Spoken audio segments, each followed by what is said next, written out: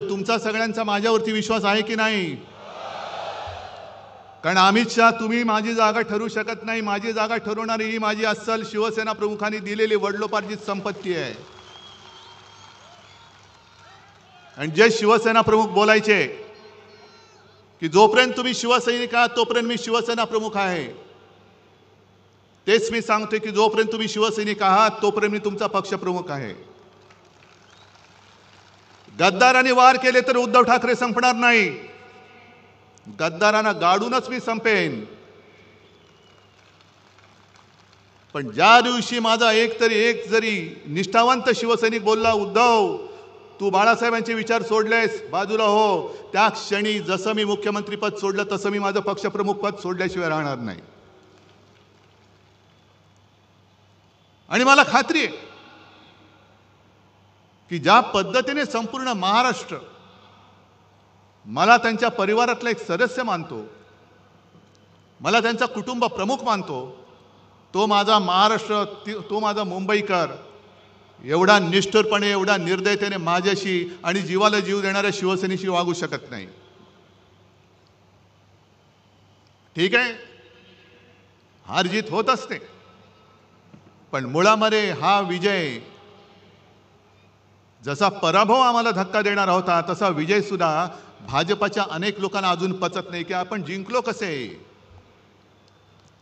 काहीतरी गडबड घोटाळा नक्की आहे, ईव्हीएमचा तर नक्कीच आहे, पण एक साधा प्रश्न आहे की ज्या अमित शहानी संपूर्ण सरकारी यंत्रणा वापरून 2.5 वर्ष आपल्या महाराष्ट्रावरती घटनाबाह्य सरकार लादलं, ते असा तसा महाराष्ट्र आपल्या हातातून सुटू देतील? आणि एक तर महाराष्ट्राने मोदींच्या अश्वमेधाचं गाढव लोकसभेत ज्या पद्धतीने अडवलं, तो फटका अजून त्यांच्या वर्मी जो घाव बसले त्यातनं अजून ते उठत नाहीयेत. आणि त्यांना पक्क माहिती होतं की ज्या क्षणी महाराष्ट्र आपल्या हातातनं जाईल त्या क्षणी दिल्ली कोलमडणार आहे. जर महाराष्ट्राचा निकाल सर्व जनतेच्या मनासारखा लागला असता तर आज दिल्लीतलं सरकार कोलमडलेलं तुम्हाला दिसलं असतं. ही महाराष्ट्राची ताकद आहे. आणि पहिला प्रथम जरा अमित शहांचा थोडा समाचार घेतो, कारण घ्यायलाच पाहिजे. उद्या परत येत आहेत, कुठे मालेगावमध्ये जात आहेत का आणखीन कुठे जात आहेत, काय काय बोलून गेल्यात, काल काय बोलले त्याचा मी आज समाचार घेईन, उद्या काय बोलणार त्याचा मी परवा समाचार घेईन. पण समाचार मी घेणार, मी नाही सोडत.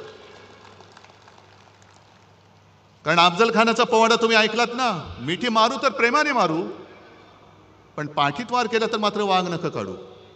हा महाराष्ट्र आहे, हा महाराष्ट्र आहे आणि ही महाराजांची शिकवण आहे. अमित शहाजी तुम्ही जे काय बोललात की शरद पवारांना त्यांनी जी काय दगाबाजी केली होती 78 साली, त्यानं 20 फूट जमिनीच्या आत गाडले.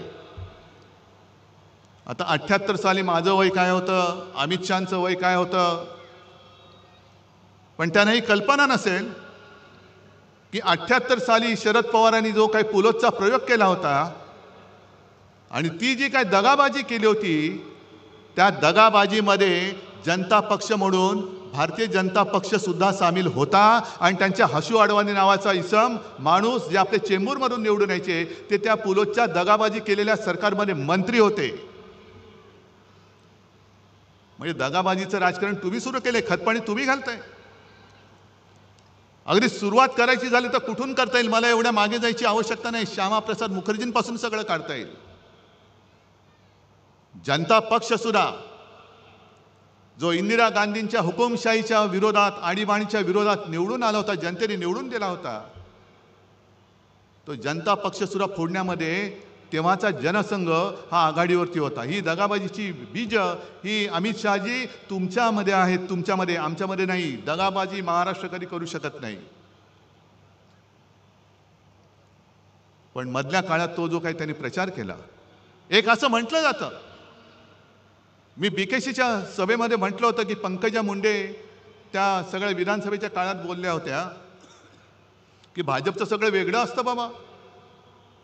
बाहेरच्या राज्यातून 90,000 लोक आणलेत, तेव्हा गुजरातमधनं आणलेत, मग काही जण असं म्हणतात की ते RSSचे कार्यकर्ते होते.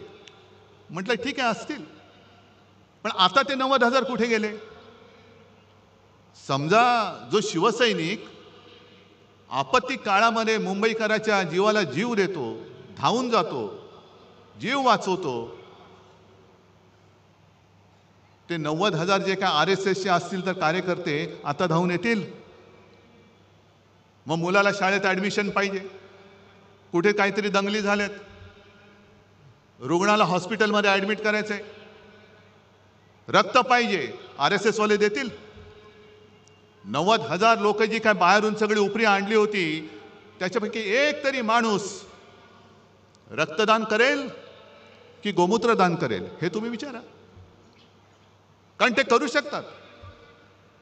अत्यवस्थ जर का रुग्ण असेल, त्याला रक्त पाहिजे असेल, शिवसेनेकडे आला तर शिवसैनिक जर का ग्रुप मॅच होत असेल तर तो त्याची जात पात पंथ न बघता रक्तदान करून टाकेल आणि त्याचा जीव वाचवेल. पण जर ते 90,000 कार्यकर्ते संघाचे असतील आणि त्यांना सांगितलं की अत्यवस्थ आहे, रक्त पाहिजे, रक्त नाही आम्ही गोमूत्र देतो. कारण आता 1-2 दिवसापूर्वी बातमी मी वाचली, तुम्ही पण वाचली असाल. मद्रासमध्ये IITचे जे संचालक आहे व्ही कामकोटी, त्यांनी स्वतः म्हटले, IITचे संचालक, आणि त्यांनी म्हटलंय की ते तापाने फणफणत होते तेव्हा गोमूत्र पिऊन ते बरे झाले. धन्य आहे त्यांची. अशी माणसं शिकतात कशी, नेमकं शिकतात काय? तर जे मी तुम्हाला सांगत होतो की आपण जे काय करतो, एवढा मुंबईकर कधी निष्ठुर होऊ शकत नाही. महाराष्ट्रातला अस्सल मराठमोळा मावळा जो आहे तो कधी शिवसेनेशी गद्दारी करू शकत नाही.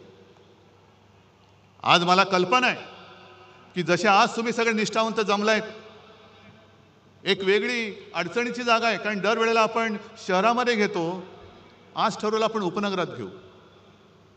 येण्या जेवण्याची गैरसोय, त्याच्याबद्दल दिलगिरी व्यक्त करतो. कारण मी येताना सुद्धा खूप लोक चालत येत होते. किती वाजल्यापासून तुम्ही बसलायत? पण ही सगळी अडचणीची जागा असून सुद्धा सगळे निष्ठावंत इकडे आलेत. तुम्हाला खरंच मनापासून धन्यवाद देतोय. कारण मी लढतोच आहे तुमच्या ताकदीसाठी, तुमच्या ताकदीमुळे, तुमच्या ताकदीच्या भरोश्यावर मी लढतोय. वांद्र्याला तिकडे गद्दारांचा मेळावा सुरू आहे. आपली ही सभा झाल्यानंतर ते राजकारणातले बाडगे आणि गद्दार चिरकणार तर आहेत, कारण त्यांचं कामच ते. एकतर काही स्वतःचे विचार नाही, आदर्श नाही. फक्त मला त्या गद्दाराने एक सांगायचे की अरे तुम्हाला कळते का तुम्ही काय करताय? तुमच्या हातात चाकू देऊन या महाराष्ट्राच्या मातेचा तुमच्याकडनं वध करतायत, महाराष्ट्राच्या अस्मितेचा वध करतायत. कळते तुम्हाला? पैसे घेऊन जाताय, जा. आज कदाचित तुम्ही जिंकला असं तुम्हाला वाटत असेल, पण दोघांमधला फरक, आज आम्ही हरलो तरी सुद्धा जनता ज्या पद्धतीने माझं स्वागत करते कुठेही गेलं तरी, आणि सांगते हळहळतात की उद्धवजी असं नाही व्हायला पाहिजे, आम्ही शिवसेनेला मत दिलेलं आहे. गद्दार जिंकले असतील कारण त्याने जिंकवणारे अमित शहा तिकडे बसलेत, संपूर्ण बेकायदेशीररीतीने सरकारी यंत्रणा वापरल्या, निवडणूक आयोग वापरला. जोपर्यंत अमित शहा तिथे आहेत तोपर्यंतच तुमचं तिथे बसणं आहे. एकदा का महापालिका निवडणुका होऊ द्या, मग यांची काय विल्हेवाट लागते ते बघा. आणि आत्ताही दिसायला लागले. म्हणजे ज्या पद्धतीने जी वागणूक 2.5 वर्ष यांना मिळत होती मुख्यमंत्री म्हणून, आता बसायचं तर बसा, नाही तर गावी निघून जा. मग ते लहान मुलांचं गाणं मला आठवतंय, रुसूबाई रुसू गावात बसू, नाही काय कोपऱ्यात बसू. तसं यांचं झालंय. पाहिजे ते मंत्रीपद देत नाही, रुसले, गेले गावी. डावसला नेलं नाही, गेले गावी. खुर्ची बाजूला ठेवली नाही, गेले गावी. म्हणजे रुसूबाई रुसू, गावात जाऊन बसू. पण आता डोळ्यातले आसू दिसायला लागलेत तुमच्या. आणि आम्हाला हिंदुत्व शिकवत आहेत. मी जे तुम्हाला सांगत होतो की ज्या पद्धतीने, एक गोष्ट नक्की आहे, की लोकसभा निवडणुकीनंतर आपण नाही म्हटलं तरी एक थोडंसं भ्रमात राहिलो, हे सत्य मानलं पाहिजे आपण. आपल्याला असं वाटलं की अरे यांचं गाढव आता अडवलंय, आता विधानसभा जिंकलीच, आणि थोडं नाही म्हटलं तरी आपण गाफील राहिलो, आणि त्या गाफीलपणाचा गैरफायदा हा त्यांनी घेतला. पण त्या काळामध्ये त्यांनी जो काही एक अपप्रचार केला, म्हणजे मी नेहमी जे बोलतो, लोकसभा आणि महाराष्ट्राच्या विधानसभेच्या वेळेला मी जमलेल्या माझ्या तमाम हिंदू बांधवांनो, भगिनींनो आणि मातांनो हे बोलायच्या ऐवजी मी जमलेल्या माझ्या तमाम देशभक्त बांधवांनो, भगिनींनो आणि मातांनो आणि महाराष्ट्रप्रेमी बांधवांनो, भगिनींनो आणि मातांनो बोलत होतो. काय चूक आहे त्याच्यात? काय हिंदू देशप्रेमी नाहीये? काय हिंदू महाराष्ट्र भक्त नाहीये? आम्ही मराठी आहोत, पण आम्ही सुद्धा हिंदूच आहोत.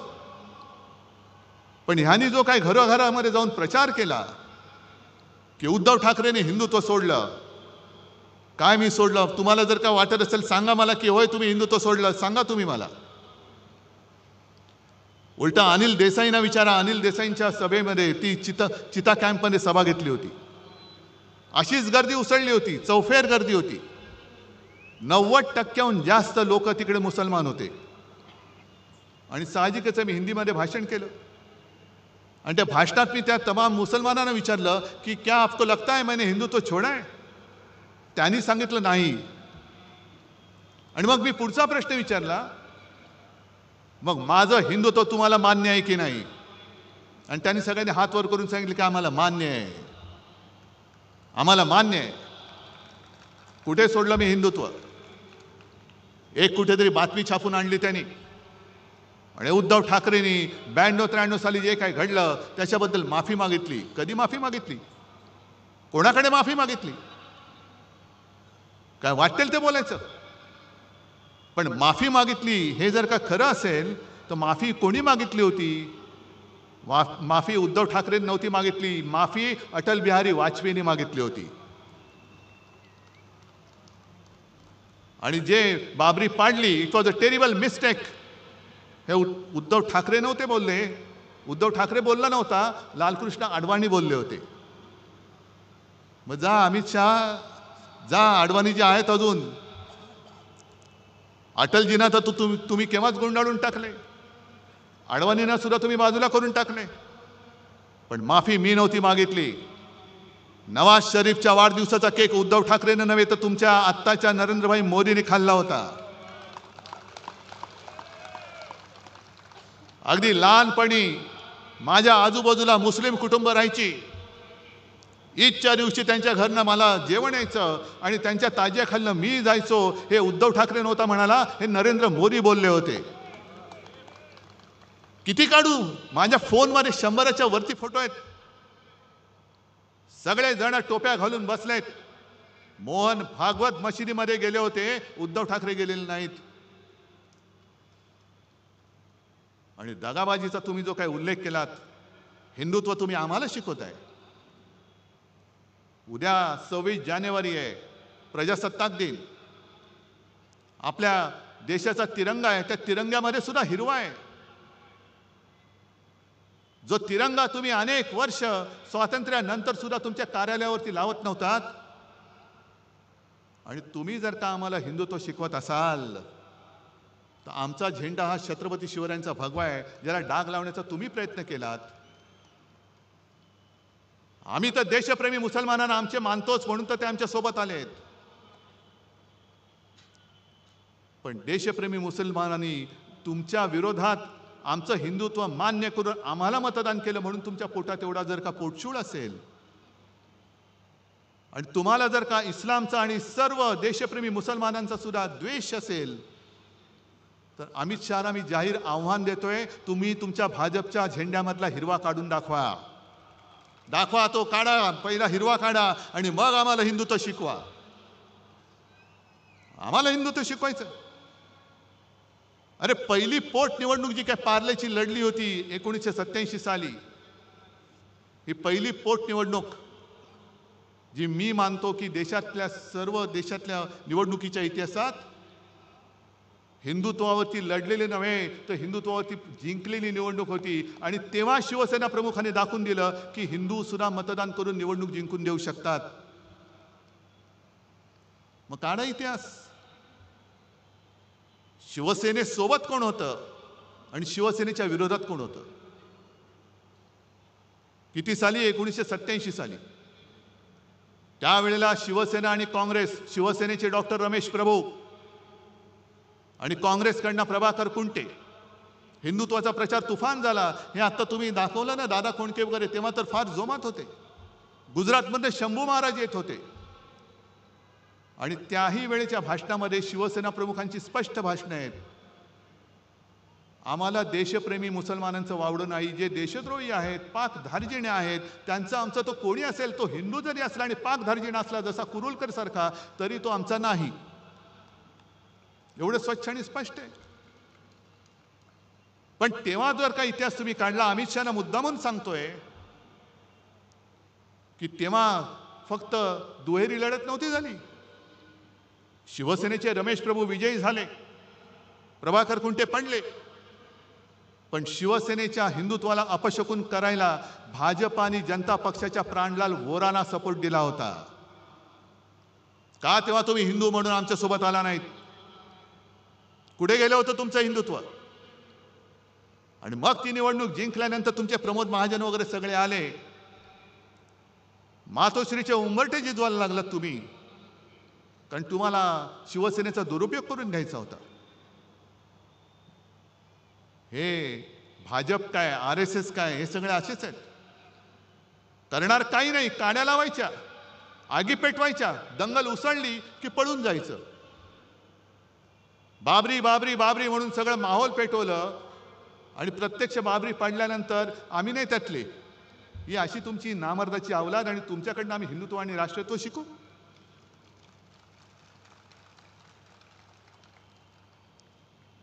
आणि तीच ती निवडणूक होती.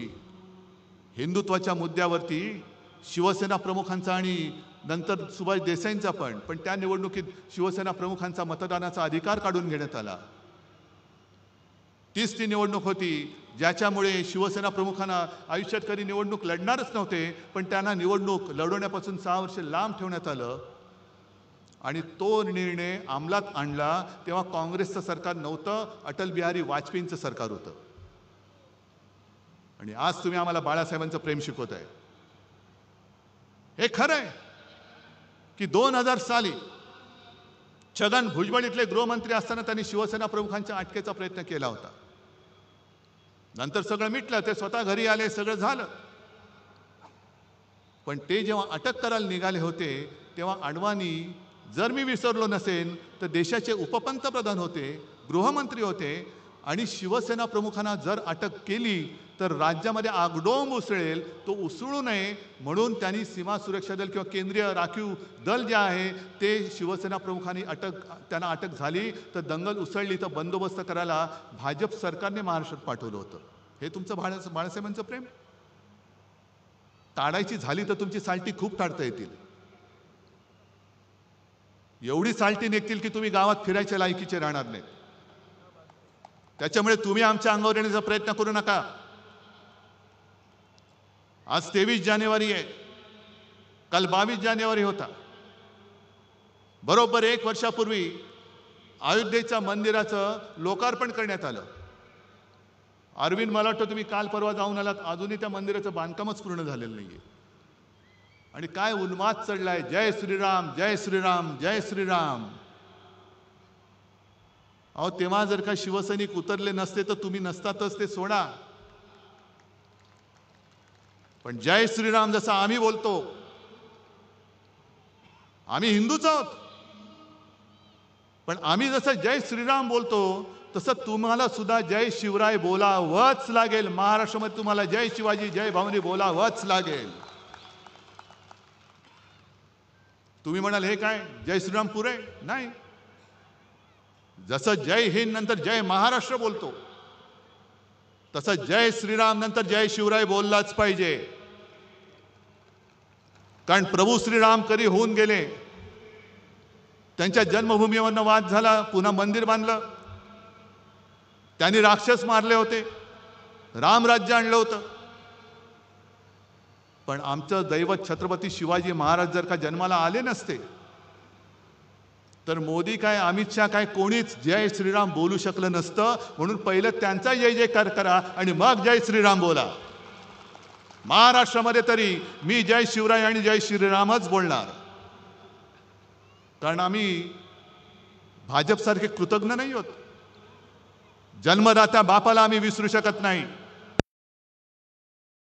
शिवाजी महाराजांनी मगाशी त्या फिल्ममध्ये सुद्धा बघितलं ना, हिंदवी स्वराज्य स्थापन नसतं केलं आणि औरंगजेबाला मोकाट सोडला असता.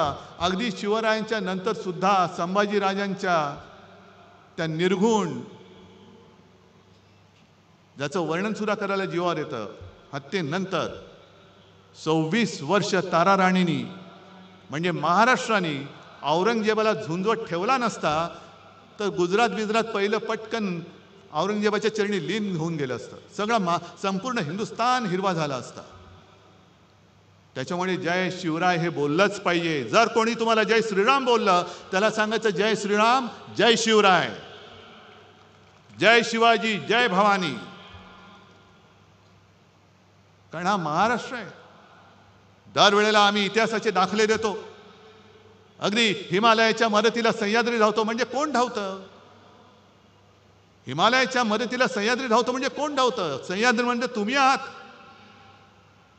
ज्या सह्याद्रीने छत्रपती शिवरायांना, जसं बाबासाहेब पुरंदरेंच्या त्या सगळ्या शिवराज्याभिषेक किंवा शिवछत्रपती त्या आहे ना महानाट्यामध्ये, तो सह्याद्री त्यांना सांगतोय की माझ्या कानाड दडा, माझ्या छातीवरती खेळा. म्हणजे त्यांनी संपूर्ण सह्याद्रीचा वापर हा लढाईसाठी करून दिला. सह्याद्री होता, कडेकपारे होत्या आणि त्या कडेकपाऱ्या होत्या म्हणून अफजल खानाचा पुतळा निघाला. कारण ही सगळं वीरश्री जी आहे ती महाराष्ट्राच्या मातीच्या कणाकणामध्ये.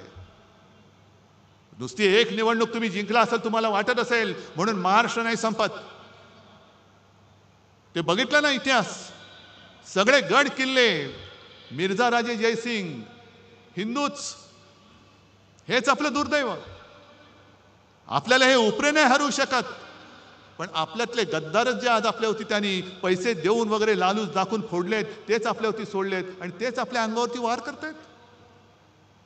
मिर्झा राजा जयसिंग सुद्धा हिंदूच होता, पण मी म्हणेन गद्दार होता. आणि त्या गद्दारीला शेवटी काय करणार, एवढं प्रचंड सैन्य घेऊन आला. छत्रपती शिवाजी महाराजांना सुद्धा आग्र्याला जावं लागलं. सगळ्यांना वाटलं असेल अगदी तेव्हा जर का गोदी मीडिया असता तर सांगितलं असतं की खतम, सगळं हिंदुत्व वगैरे काही नाही, शिवाजी महाराजांचा काळ संपला, सगळं त्यांनी सांगितलं असतं. पण त्याच्यानंतर सुटून येऊन औरंगजेबाच्या छाताडावरती हिंदवी स्वराज्याचा भगवा रोवणारा हा महाराष्ट्र आहे, हे अमित शहाने विसरू नये. आणि जर त्यांच्यामध्ये थोडी तरी लाज लज्जा शरम असेल तर ईव्हीएम बाजूला करा आणि बॅलेट पेपरवरती एक तरी निवडणूक घेऊन दाखवा, एक तरी, आणि जिंकून दाखवा. पण शेवटी हिमालयाच्या मदतीला सह्याद्री धावतो म्हणजे हाच आमचा महाराष्ट्र धर्म आहे, हाच महाराष्ट्र धर्म आहे. रामदास स्वामींनी जे सांगितलं, मराठा ते तुका मेळवावा, महाराष्ट्र धर्म वाढवावा, हा महाराष्ट्र धर्म जो देशाचं आणि हिंदुत्वाचं रक्षण करतो. आम्ही हिंदू आहोत, पण महाराष्ट्र आणि मराठीच्या मुळावरती येणार आमचं हिंदुत्व नाही आहे, जे तुमचं आहे. आणि तुम्ही जर का हिंदुत्वाच्या बुरख्या आडून माझ्या महाराष्ट्राची गद्दारी किंवा महाराष्ट्राची अस्मिता खतम करण्याचा प्रयत्न केला तर आम्ही तुमच्या समोर कडवट हिंदू म्हणून आणि महाराष्ट्र अभिमानी म्हणून तुमच्या समोर उभे राहिल्याशिवाय राहणार नाही. हिंदुत्व जोपासणारा आमचा महाराष्ट्र धर्म आहे आणि महाराष्ट्रावरती प्रेम करणारं आमचं हिंदुत्व आहे. तुमचं काय नेमकं ते तरी सांगा. अगदी मोदींच्या मुलाखती आहेत, जो हिंदू इस्लाम का द्वेष करता है वो हिंदू नहीं हो सकता है, हे मोदी बोलतायत. मोहन भागवतांचे व्हिडिओ माझ्याकडे मशिदीत जाऊन बसलेत. मोदीजी मध्ये आले होते, पोळ्या लाटून गेले.